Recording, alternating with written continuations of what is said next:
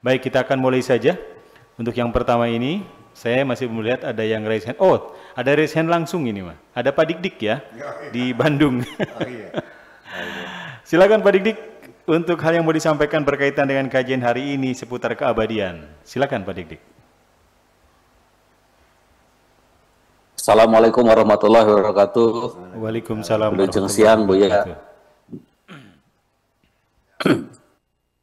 Buya yang saya cintai, saya hormati. Perbincangan kita ini perbincangan tentang agama, keimanan, pemikiran, tanggung jawab kehidupan, dan lain-lain yang mencerahkan hubungan kita antara Khalik dengan makhluk, antara makhluk dengan makhluk. Itu yang saya ikuti dari awal. Namun dalam perjalanannya perbincangan ini menjadi sangat sulit, Bu, ya, untuk dirasakan. Sangat sulit untuk direnungkan. Karena pertama membuka kembali hal-hal yang selama ini ditutup-tutupi atau tertutup dan masih tersembunyi kepada pemahaman bagi kami yang masih awam. Kemudian perbincangan ini sangat menghidupkan kembali nalar akal dan organ tubuh kita yang selama ini kita remehkan. Kemudian juga perbincangan ini bukan melihat pada pemahaman saja, tapi perubahan ketatan, perubahan cara berpikir, perubahan sikap, perubahan perilaku, dan ujungnya kepada perilaku yang lebih baik, termasuk pribadi yang lebih baik.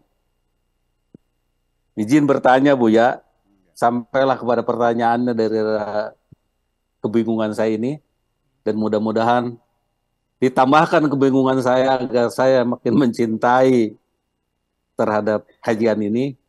Sebetulnya pada penghujungnya, kriteria apa yang sebenarnya dapat dianggap efektif dalam mencapai kajian dan perbincangan dalam kitab Ruhayatul ini? Mohon penjelasan, Buya. Assalamualaikum warahmatullahi wabarakatuh. Waalaikumsalam warahmatullahi wabarakatuh. Ulangnya Kak.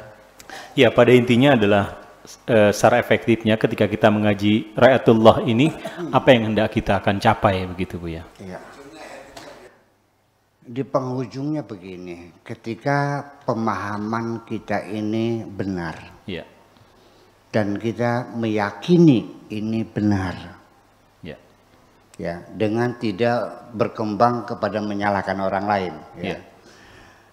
Kalau orang sudah yakin ini benar, dengan tidak dikembangkan kepada menyalahkan orang lain, akan tercipta satu kedamaian dalam diri kita sendiri. Sepertinya kita mendapatkan satu kepastian.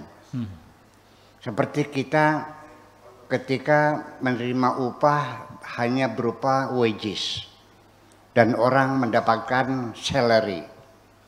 Ya, kalau pegawai part-timer itu wages ya, upah harian sehari 100.000. Tapi kalau sudah jadi pegawai tetap namanya salary. Artinya kalau kita masih pegawai harian, kita masih bingung besok makan apa, besok ada kerjaan atau enggak. Tapi minimal kalau sudah diangkat sebagai ASN dengan payrollnya, gajinya 3 juta per bulan gitu ya, sekalipun sekecil apapun ya, ada kepastian bulan depan saya bisa makan. Nah, demikian pula dalam satu keyakinan, kalau orang belum yakin, masih gamang hidupnya dan tidak akan pernah mendapatkan kedamaian. Ya.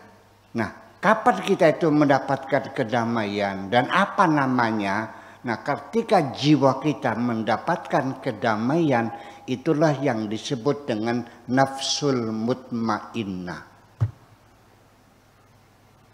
Ya, nafsul mutmainnah itu jiwa yang damai. Kalau hati kita hari ini damai, mencapai tingkat nafsul mutmainnah, tidak akan menunggu lama lagi. Tanpa jeda waktu, detik itu begitu Anda sudah masuk dalam nafsul mutmainnah, akan datang jemputan kepada Anda. Ya ayyatuhan nafsul mutmainnah, irji'i ila rabbiki radiyatan mardiyah. Yuk pulang pada Tuhan. Selesai. Itu. Jadi artinya kita ini, saya Pak Didik yang sudah usia di atas 60 ini nggak pulang-pulang nih, ini residivis Pak. Iya, belum selesai, artinya tugas kita belum selesai. Kita terus mencari sampai mencapai tingkat usul mutmainnah. Kita saja masuk satu kota baru yang belum pernah kita injak, ada kegamangan, ini psikologis. Tapi kalau kita sudah kenal betul kota itu, yang hilang kegamangannya. Bayangkan dalam kehidupan sehari-hari, kita masih belum kenal kehidupan ini. Belum mengenal dunia ini. Sehari-hari kita dalam kegamangan. Hidup kita nggak nyaman kok. Iya. Nah, ketidaknyamanan itu di mana kita rasakan? Tidur susah. Ya, gampang kena penyakit. Ya, tidurnya tidak lelap. Makan nggak enak. Tidak menemukan sahabat-sahabat setia. Iya, kita selalu curiga kepada orang lain. Itu semuanya siksa. Sampai kepada suami sendiri juga kecurigaannya tidak bisa dibendung. Kecemburuan yang membabi buta dan menjadi psikopat. Iya. Itu terjadi kenapa? Dari kegamangan awalnya dia tidak paham, tidak mengerti, tidak dia meyakini apa yang sedang dijalani, jadi gamang. Suami melihat spion saja, istrinya marah, pelarak pelirik aja, dasar mata. Ya kalau ngeliat spion nabrak orang dong, sampai segitu loh. Ada loh Bu, ada dong gitu tuh ya. Itu, jadi kita nggak nyaman. Kiriman makanan tetangga dibuang, barangkali ada racunnya. Kan sudah gila.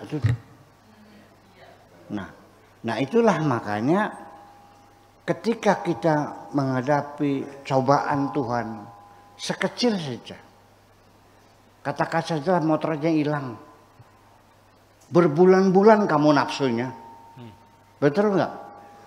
Mencaci maki semua orang. Ya kenapa? Suaminya mati, nangisnya 3 tahun kamu tuh, akhirnya mati lagi kamunya.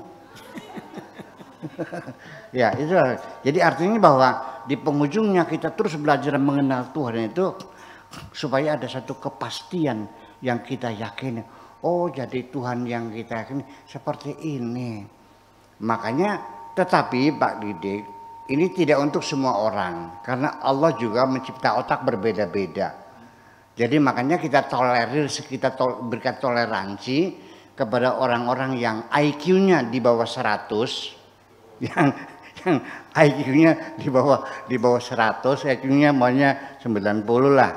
Ini masih dungu ya. Kalau 80 goblok. Kalau 50 tolol.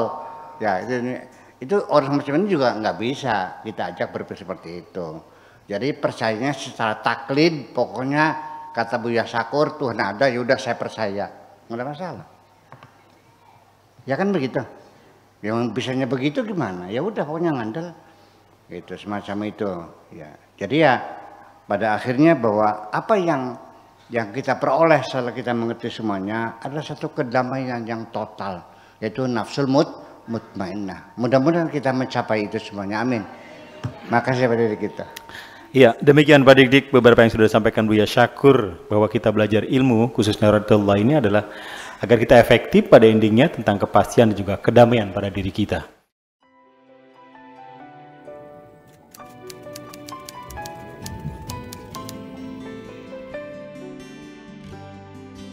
Aku hanya ingin berbagi kebahagiaan